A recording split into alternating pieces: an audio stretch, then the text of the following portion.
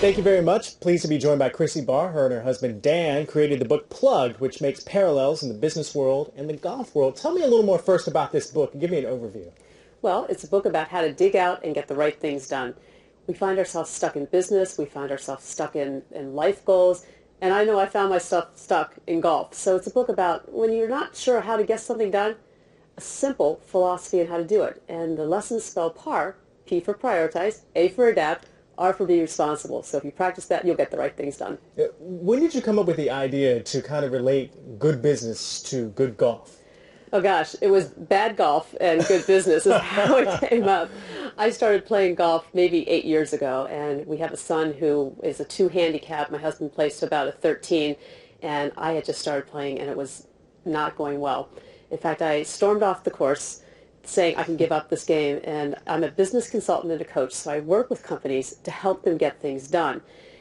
It was my son who said, "Mom, if you give up on golf, it's like you're living a lie in your business. You can't give up. You wouldn't let your clients give up." And I thought, oh gosh, no, I wouldn't let them give up. So I started applying what I do to help companies figure out what they need to do and implement their plans to my golf game. And now I can occasionally break 100. So actually, this golf book has helped your golf game. It has. And actually, Dan, the co-author and my wonderful husband, lowered his handicap as well while we were writing the book.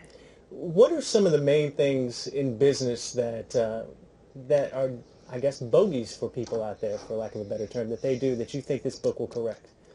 Well, the first is they don't prioritize. They get caught up in the daily distractions, and they do the crisis of the moment.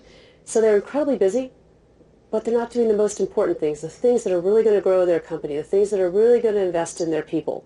The second, they don't find trends. They don't spot things that they have to change to meet their customers' needs.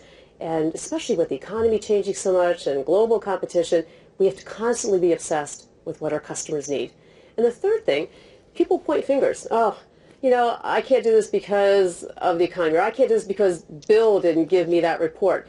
No, you actually have to take responsibility and own that outcome. So those are the 3 things I see that kept people stuck in just the daily grind of business. It's interesting. I'm sure doing research for this book, you've noticed that a lot of great business leaders do play the game of golf. How much do you think that is a good parallel for guys who want to be successful? In other words, how much does golf help them become better leaders? Oh, golf is the sport in business, and when you think about the great relationships that can be developed on the golf courses and the contracts that can be made, first of all, if you play good and, for me now, respectable golf, that I'm comfortable going out there in a business meeting and playing golf, that'll help pursue my business interests some more. But the other thing is the integrity of it. When you play golf with somebody, you'll notice what kind of person they are. Do they do a give me? Do they do a do-over? How well do they respect the course? So I think there are a lot of parallels. The same thing, how do you treat your people? How do you treat your customers? Do you act with integrity in everything that you do? So there are so many parallels between golf and business that it made that an easy thing for us to do. Besides reading the book, I understand you can go online to learn more about yourself in the business world through golf, right? There are 2 tools online you can use. The first is an assessment that has 18 questions, 6 on prioritizing, 6 on adapting, and 6 on being responsible. And you get a score similar to a golf score. So if you're shooting over 100, you got a lot of work to do. If you're getting a 72, you're probably doing pretty well. So that's something you can do yourself or with your business team to have a real conversation of what you need to focus on. The second is a scorecard, and the front 9 holes are planning questions, so you can develop your own strategic game plan.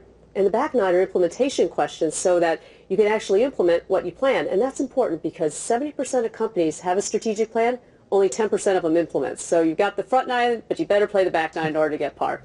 Well, it looks like an interesting read. Can't wait to pick it up and read it myself. Plugged by Chrissy Barr and Dan Barr. Available nationally now, right? It's out there nationally in most bookstores and also online. All right. Thanks for your time. Thank you. Let's get back to you.